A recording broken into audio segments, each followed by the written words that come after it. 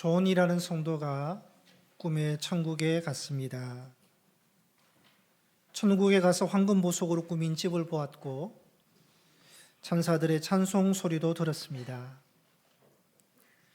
천국에서 커다란 창고 하나를 보았는데 베드로에게 이 창고에 들어가도 되는지 물었더니 베드로가 안 보는 것이 좋을 것이라고 했습니다. 저는 천국의 비밀이 어디 있느냐면서 보고 싶다고 부탁을 했습니다. 베드로가 문을 열자 창고 안에는 바닥에서 천장까지 선반들이 빼곡히 있었고 각 선반에는 빨간 리본으로 묶어진 하얀 상자들이 깔끔하게 정돈되어 있었습니다. 상자에는 이름이 써져 있었는데 존이라고 적힌 자기 이름이 있는 상자를 보았습니다. 상자를 열어보니까 그 상자 안에는 존이 이 세상에서 살고 있을 동안에 하나님이 주시고자 했던 각종 선물들이 가득 차 있었습니다. 존이 기도하지 않아서 받지 못한 많은 선물들이 가득 차 있었던 것입니다. 브루스 윌킨스의 야베스의 기도라는 책에 나오는 이야기입니다. 하나님께서는 풍성한 선물들을 예비하시고 많은 약속들을 하셨지만 그것들을 내가 기도로 실체화하지 않으면, 기도로 내 것으로 삼지 않으면 약속으로만, 가능성으로만 남는다는 것입니다. 마태복음 7장에 구하라 그리하면 너희에게 주실 것이요 찾아라 그리하면 찾아낼 것이요 문을 두드리라 그리하면 너희에게 열릴 것이라 말씀하셨습니다. 예수님은 기도할 때 얻게 될 것이다, 찾아낼 것이다, 열릴 것이다 약속하셨습니다. 예수님께서 예비하시고 약속하신 풍성한 창고에 들어가기 위해서는 믿음의 기도의 키를 사용하라는 것입니다. 기도로 창고에 들어가서 예비하신 풍성한 것들을 내 것으로 받아야 합니다.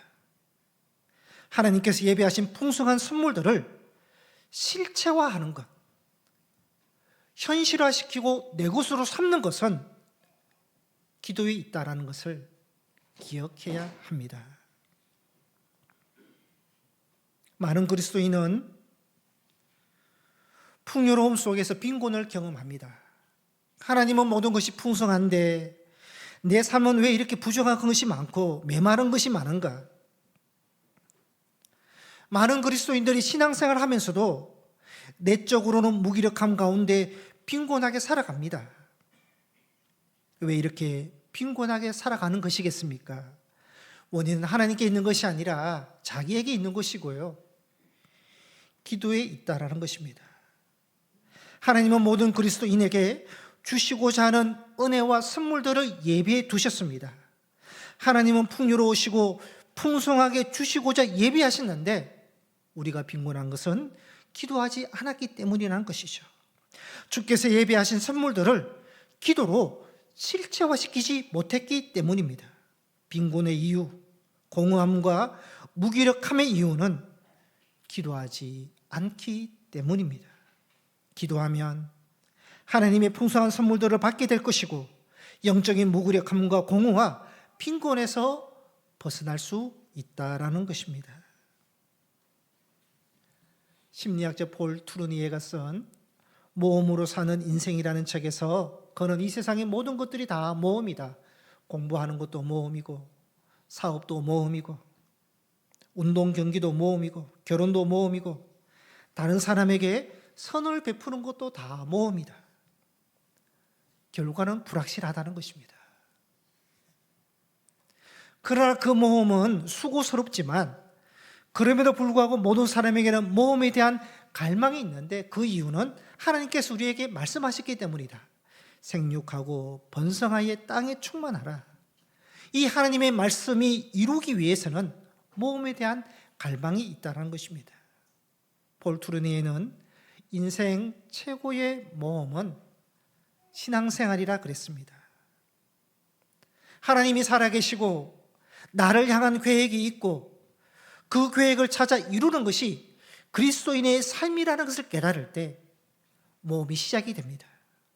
하나님이 나를 어떻게 만들어 가실까? 하나님께서 나에게 어떠한 일들을 하실까? 나를 통해서 어떤 일들을 이루어 가실까? 어떤 은혜와 축복을 주실까? 신앙에도요, 모험에 대한 갈망이 있습니다. 신앙도 모험이지만 신앙은요, 이미 결정된 결론이 나와 있는 모험입니다. 결정된 마지막 천국과 영생을 향해 나아가는 모험이고, 하나님께서 풍성한 열매를 준비해 놓으신 모험입니다. 그리고 그 모험의 핵심에는 기도가 들어가 있습니다. 기도로 하나님께서 모험들을 어떻게 이루어 나가시는지를 경험할 수 있다라는 것입니다. 기도는 하나님이 행하신 것을 볼 수 있고요, 기도는 하나님이 주시고자 하는 선물을 받게 하는, 그것이 바로 기도라는 것을 우리는 기억해야 합니다. 본문에서 예수님의 기도와 베드로의 기도를 볼 수 있습니다. 신앙인이 세상에서 살아갈 때 반드시 필요한 것이 기도라는 것을 말씀하고 있습니다.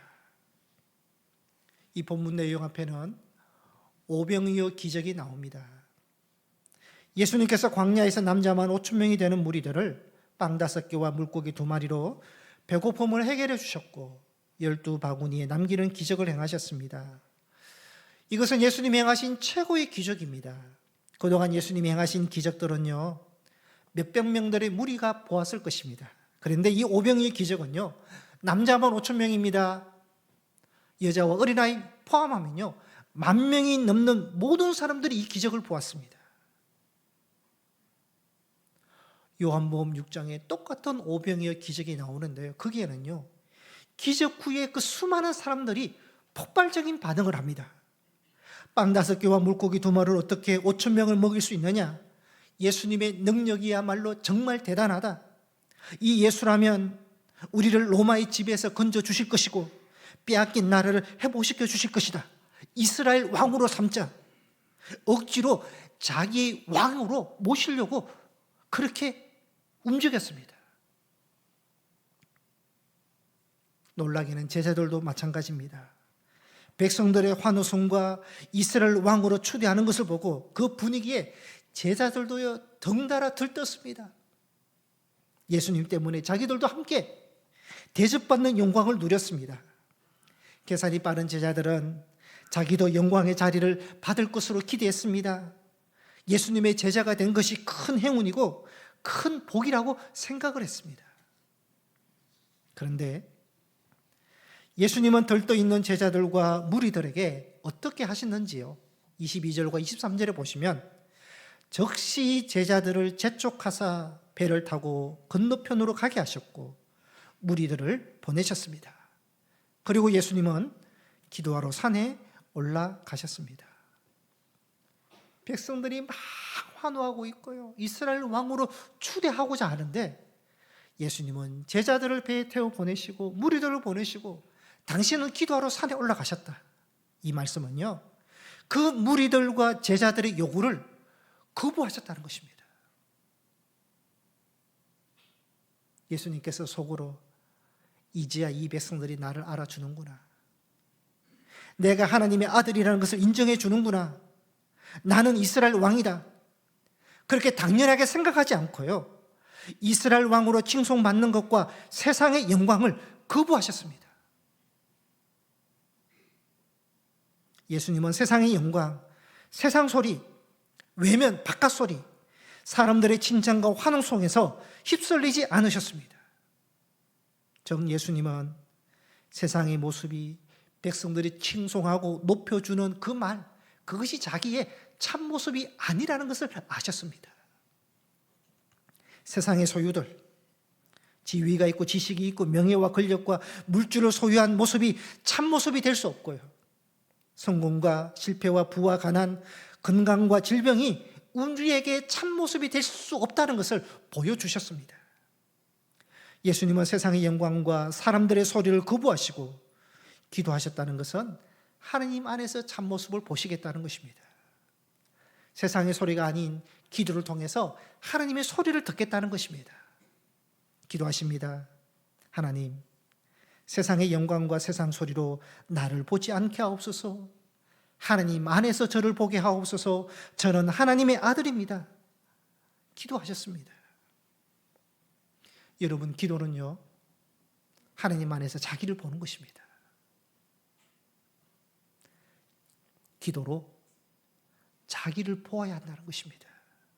하나님, 세상 소리, 사람 소리에 민감하지 않게 하옵시고 하나님의 소리에 민감하게 하옵소서. 하나님께서 나에게 어떠한 말씀을 주시는지 듣게 하옵소서. 내가 하나님 안에서 어떠한 자인지 나 자신을 보게 하옵소서. 기도는 하나님 안에서 자기를 보는 시간이고 하나님의 소리를 듣는 시간입니다. 예수님은 산으로 올라가셔서 기도하셨는데요, 공성회를 보면 예수님은 항상 기도하셨습니다. 마가복음 1장에 새벽에 기도하셨다고 나옵니다. 그러니까 하루 시작을 기도로 여셨습니다. 누가복음 22장에는요 습관적으로 기도하셨다고 말씀합니다. 공생의 사회 가시기 전 40일 금식 기도하시고 12제자를 부르시기 전에 기도하시고 십자가 지시기 전에 겟세마네에서 기도하시고, 예수님은 사역 하시기 전에 기도하시고 사역 중에도 사역 후에도 기도하셨습니다. 오병이의 기적을 행하실 때도 하늘을 향해서 축사기도 하시고 기적을 행하신 후에도 백성들로부터 영광과 환호를 받았을 때에도 기도하셨습니다. 그러니까 언제나 항상 기도하시고요, 예수님의 삶과 사역에는 기도가 있었습니다. 하나님의 아들이심에도 불구하고 기도하셨습니다. 하나님을 의지하셨고요, 하나님으로부터 사랑과 지혜와 능력을 공급받으셨습니다. 사랑과 지혜와 능력이 부족해서가 아니라 풍성하셨음에도 불구하고 항상 하나님을 인정하시고요, 하나님과 교통하셨습니다. 성도 여러분, 우리의 삶의 원천은 무엇입니까? 여러분을 지탱하는 힘은 어디에 있습니까? 자녀입니까? 가정입니까? 건강입니까? 물질입니까? 오늘 예수님을 통해서 우리에게 주시는 말씀은 우리의 삶의 중심과 원천은 기도가 되어야 된다는 것을 말씀합니다. 예수님이 그렇게 보여주셨습니다. 우리는 하나님의 자녀인 이상 하나님을 믿고 있는 한 기도 안 할 수는 없습니다. 여러분, 기도 없이, 하나님의 도움 없이 신앙생활을 할 수도 없고 그렇게 살 수도 없습니다. 영적인 자녀는 영적 호흡 기도를 해야 됩니다. 왜냐하면 우리 힘으로, 지혜로, 계획으로 살아갈 수 없기 때문입니다. 모든 삶에서, 모든 상황에서 우리 아버지 하나님을 인정해야 되고요, 하나님께 맡기는 자들이 되어야 합니다. 기도를 통해서 하나님이 공급하시는 사랑과 믿음과 지혜를 받아야 되고요, 은혜를 받아야 되고 응답을 경험할 수 있는 그러한 자들이 되어야 될 줄 믿습니다. 예수님은 항상 기도하셨다. 하루 시작 전에도 기도하시고 사역 후에도 기도를 하셨습니다. 항상 기도하라는 것을 우리에게 보여주셨습니다. 여러분, 문제가 있습니다. 소원이 있습니다. 이루기 위해서 당연히 기도하셔야죠. 이룬 후에도 기도해야 되고요, 응답받기 위해서 기도할 뿐만 아니라 응답받은 후에도 기도해야 되고요, 필요한 것만 구하는 것이 아니라 모든 삶에 기도가 있어야 된다는 것입니다. 하나님이 변함이 없다는 것을 우리는 고백합니다. 여러분, 우리 역시 변함이 없음을, 신앙도 변함이 없고 기도도 변함이 없다는 것을 보여드려야 되는 것이죠. 하나님, 저는 필요할 때만 주님을 찾고 기도하지 않습니다. 변함없이 기도하는 사람입니다. 변함없는 모습, 변함없는 신앙을 우리가 가져야 하는 것입니다. 성도 여러분, 자기 자신을 한번 잘 생각해 보십시오. 나는 영적인 부분들이 계속 늘어나고 있는지, 아니면 영적인 부분들이 줄어들고 있는지 자신을 한번 보셨으면 합니다. 신앙의 연수로 늘어나고 있습니다. 10년, 20년, 30년, 50년. 나이만큼 늘어나고 있습니다. 신앙의 생활도 그만큼 오래되었습니다. 계속해서 늘어나고 있습니다. 그런데 영적인 부분은 우리가 어떻습니까? 예배도 늘어나야 되고 말씀도 늘어나야 되고 기도도 늘어나야 되는데요, 우리의 모습은 어떻습니까? 예배도 줄고 말씀도 줄고 묵상도 줄고 기도도 줄고 봉사도 줄고 물질과 헌신과 정성도 점점 줄어들고 있는 것은 아닙니까? 줄어들고 있다면 위기입니다. 아니, 신앙의 연수도 늘어나고 모든 것이 늘어나는데 영적인 부분, 주님과의 교통적인 부분이 줄어든다면 엇박자, 맞지 않는 것이죠. 줄어들고 있다면 이 모습으로 올바른 그리스도인으로 살아갈 수 있는지, 신앙생활의 기쁨과 감사가 있는지, 직분을 감당할 수 있는지 우리가 보아야 되는 것입니다. 신앙생활을 오래 하는 만큼 신앙의 연수가 늘어나는 것처럼 영적인 부분도 늘어나야 될 줄 믿습니다. 그래야지 풍성한 신앙생활을 할 수 있고요, 믿음 생활도 기쁘고 즐거운 것이고요, 직분도 기쁘게 감당할 수 있는 것입니다. 영적으로 강한 사람, 건강한 신앙생활을 하기 위해서요, 줄어들어서는 안 되죠. 늘어나야 됩니다.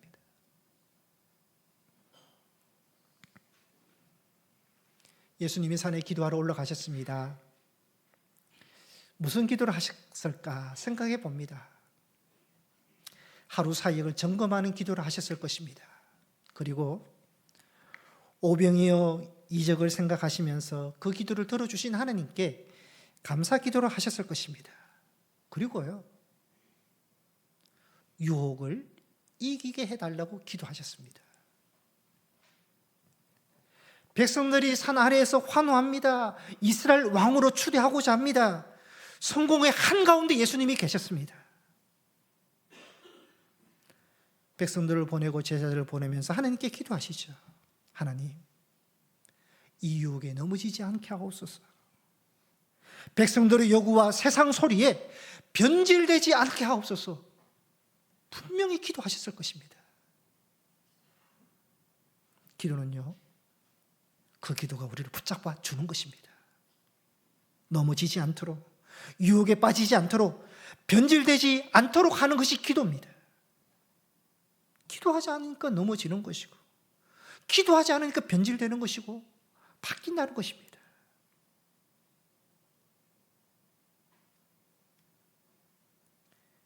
본문에서 예수님의 기도뿐만 아니라 두 번째로 베드로의 기도도 볼 수 있습니다. 예수님은 제자들이 백성들의 환호와 칭송하는 소리에 분위기에 업이 되어서 함께 들떠 있는 것을 보시고 재촉하시어 배에 태워서 건너편으로 가게 하셨습니다. 제자들은 배를 타고 가는 도중에 큰 바람이 거슬러 불러서 풍랑을 만났다고 그렇게 24절에 말씀합니다. 바람이 거슬렀다. 가는 목적지 반대 방향으로 불었다는 것입니다. 역풍이 불었다는 것입니다. 그러니까 바람이 목적지인 가버나움으로 뒤에서 불어주면 좋겠는데요, 출발지인 벳세다로 맞바람이 부니까요, 노를 저어가는 제자들에게는 여간 힘든 것이 아니었습니다. 제자들이 이 풍랑과 고난에서 벗어날 수 있는 제일 좋은 방법은 배의 방향을 바뀌면 됩니다. 그러나 예수님의 말씀대로 순종하여 목적지로 가려고 하니까 풍랑을 만나는 것입니다. 마가복음 4장에 제자들이 예수님과 함께 배에 타고 있는데도 풍랑을 만나서요, 사투를 벌였습니다. 제자들은 예수님이 함께 하셔도 풍랑을 만났고, 본문처럼 예수님의 말씀에 순종을 해도 풍랑을 만났습니다. 그리스도인들이 인생의 광야를 지나고 풍랑과 고난을 만나는 이유가 세 가지입니다. 첫째는요, 본인의 잘못된 선택으로 고난을 만날 수 있습니다. 그렇죠. 욕심으로 내가 잘못 선택하면 풍랑이 옵니다. 두 번째로요, 본인의 선택과 상관없이 타인과 환경에서 오는 고난도 있습니다. 세 번째로 제자들처럼 믿음 지키고 순종하면서 그렇게 가도요, 풍랑을 만난다는 것입니다. 성도 여러분, 어떤 종류의 인생의 광야를 지나든 풍랑이든 믿음으로, 기도로 이겨내야 될 줄 믿습니다. 여집사님 한 분이 계셨습니다. 남편은 사업하는 분이고 불신자였습니다. 사업이 잘 되어서 성공을 했습니다. 사업을 하다 보니까 여러 사람들과 골프를 치게 되었고 골프가 취미가 되었습니다. 주말이면 이 부부 모임 골프가 있는 겁니다. 부인 집사님에게 골프 같이 치자, 그러면 내가 교회 나가줄게 제안을 했습니다. 여집사님은 골프를 같이 치면은 주일을 자주 빠질 것이고 자주 모이다 보면은 해외 골프 여행도 가야 하고 어울리다 보면 술자리도 있을 것이고 그런 게 싫어서 거절을 했습니다. 남편은 거절하는 부인에게요, 다른 사람들은 다 부부 동반인데 나는 뭐냐? 당신 때문에 혼자 가는 경우가 얼마나 많은 줄 아느냐? 내가 교회 나가주겠다는데 왜 안 하느냐고 막 화를 냅니다. 그래도 여집사님은 신앙도 주일 예배도 버릴 수 없어서 같이 할 수 없었습니다. 여집사님에게 쉬운 방법이 있습니다. 잠깐 믿음을 보류하면 됩니다. 어렵게 가지 말고 불화하면서까지 가지 말고요, 화평의 방법으로 쉽게 갈 수 있습니다. 그러나 여집사님의 믿음을 지키려고 하니까, 이것이 하나님의 뜻이 아니라고 생각하니까 어렵게 가는 것입니다. 그런데 나중에요, 이 남편이 교회에 나오고 집사님이 됩니다. 여집사님의 경우를 보면 신앙생활에 쉬운 길이 있습니다. 약간 믿음 보류하고요, 남편 맞춰 갈 수 있습니다. 그것이 남편을 구원하는 빠른 길 같지만 아닙니다. 본인 신앙도 잃어버리고요, 오히려 남편 구원도 늦어지고 아니면 안 될 수도 있습니다. 여집사님의 믿음의 선택이 오히려 늦은 것 같지만 더 빠른 결과로 더 좋은 손으로 더 좋은 열매를 맺게 주신다는 것입니다. 믿고 하나님 의지하면 하나님께서 문제들을 이루어 가시고 해결해 주시지 내 생각과 계획으로 이루어질 수 없다는 것을 말씀하고 있는 것입니다. 제자들은 풍랑을 피하는 쉬운 길이 있었지만 주님의 말씀에 순종하려고 하니까 풍랑과 고난을 만났습니다. 그런데 제자들은요, 이 풍랑으로 인해서요, 마지막 33절에 보시면 진실로 하나님의 아들이라고 예수를 고백하게 되고요, 다시 한번 주님의 구원을 경험하게 됩니다. 풍랑이 주는 유익이 있다라는 것입니다. 제자들이 풍랑을 만났을 때가 밤 사경이었습니다. 밤 사경은 새벽 3시에서 6시 사이입니다. 제자들은 풍랑을 만나서요, 막 바람과 파도와 싸우고 있는데, 다른 사람에게 밤 사경은요, 가장 깊게 잠자는 가장 고요한 시간입니다.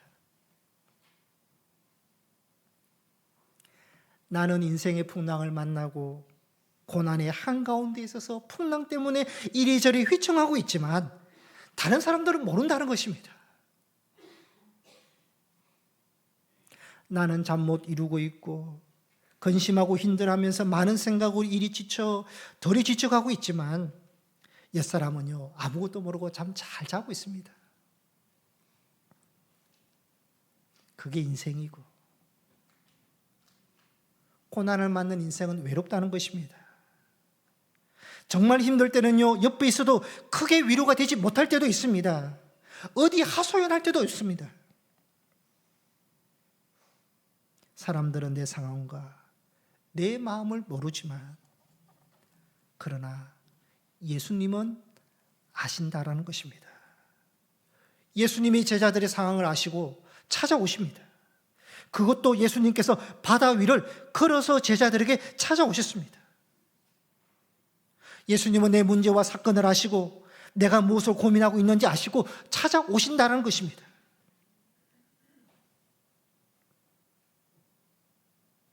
사람들은요, 처음에는 풍랑을 만나고 어려움 있는 사람들을 보면 동정을 합니다. 그런데요, 그것이 지속이 되고 도와달라고 하고 자꾸 힘들게 하면 마음이 바뀝니다. 경계하게 되고 피하게 되고 멀어지려고 합니다. 그런데요, 예수님은 그렇지 않으시다는 것입니다. 예수님은 우리의 고난을 아실 뿐만 아니라 오히려 찾아오십니다. 길이 있으면 길로 찾아오시고 오히려 길이 없으면요, 물 위로라도 걸어서 다가오시는 분이 예수님이라는 것입니다. 우리는 우리식으로 예수님을 생각합니다. 예수님이 내가 생각하는 방법으로, 내가 생각하는 식으로 그렇게 예수님이 개입해 주시고 도와주시기를 원합니다. 그런데 그것이 되지 않을 때는 낙심하게 되고 방황하게 되는 것이죠. 그런데 예수님은요, 우리의 생각과 전혀 다른 방법으로 다가오십니다. 심지어 제자들이 예수님을 찾지 않았어도 직접 찾아오시고요, 상상도 할 수 없는 길로, 바닷길로 걸어서 찾아오신다는 것입니다. 예수님 우리 생각대로 방법대로 일하시는 분이 아니십니다. 우리의 생각을 뛰어넘는, 상상도 할 수 없는 방법으로 일하시고 일들을 이루어 나가신다는 것입니다. 그래서 우리는요, 하나님께서 이렇게까지 일하시냐, 이 고백이 있어야 됩니다. 야, 하나님께서 이렇게까지 일을 하시느냐. 고백, 감탄, 그 경험이 여러분에게도 있어야 될 줄 믿습니다.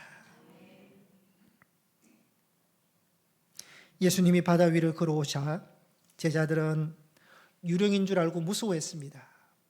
예수님께서 나니 두려워하지 말라, 안심하라고 말씀하십니다. 베드로가 만일 주님이시라면 나더러 물 위를 걸어서 주께로 오라고 요청을 했습니다. 예수님이 오라고 합니다. 베드로는 배에 내려서 바다 위로 걸어서 주님께로 갔습니다. 생각을 해봅니다. 예수님께서 물 위로 걸어오실 때 베드로처럼 나로 물 위로 걸어가게 해 주옵소서 부탁할 사람 별로 없습니다. 예수님이 바다 위로 걸어오시는 그 기적만 보더라도 만족하고요, 그것만 해도 대단한 기적으로 우리가 만족하지, 굳이 내가 바다 위를 걸어가는 모험을 할 사람이 누가 있습니까? 어떤 면에서는 베드로는요, 이해할 수 없는 행동, 무모한 행동을 했습니다. 그런데 여러분, 베드로가 무모하고 어리석은 행동을 한 것처럼 보이지만요, 무모했기 때문에 그 무모함을 현실화시키고 경험을 하게 됩니다. 베드로는 주님의 말씀을 믿고 주님을 바라보았기 때문에 잠깐이나마 그 무모함을 물 위로 걸어가는 놀라운 일을 경험했던 것입니다. 믿음은 바라는 것들의 실상이고 보이지 않는 것들의 증거다 했습니다. 믿음이라는 것은요, 바라보는 것, 보이지 않는 것이요, 바라보고 또 믿음으로 바라보았더니 보이지 않는 것이 현실이 되고 증거가 되는 것이 믿음의 결과라는 것입니다. 무모한 행동이고 이해할 수 없는 행동이었지만 베드로는 바라보는 것이 자기 현실이 되었다는 것입니다. 주님을 바라보았을 때는 물 위를 걸어갈 수 있었지만 거센 바람이 불어오자 무서워하면서 물에 빠지고 맙니다. 그때 베드로는 주여 나를 구원하옵소서 소리를 지릅니다. 기도했다는 것이죠. 성도가 풍랑을 만나고 고난 속에 있을 때 해야 할 것은 부르짖는 것입니다. 나를 구원하옵소서, 나를 건져주옵소서, 부르짖고 기도하라는 것입니다. 그 기도의 결과가 어떤 것입니까? 31절에 보시면 예수님께서 즉시 손을 내밀어 그를 붙잡으시며, 베드로가 기도하니까요, 예수님께서 즉시 손을 내밀어서 그를 붙잡았다는 것입니다. 이 말씀이 너무 좋습니다. 손을 내밀어 붙잡았다. 얼마나 좋습니까?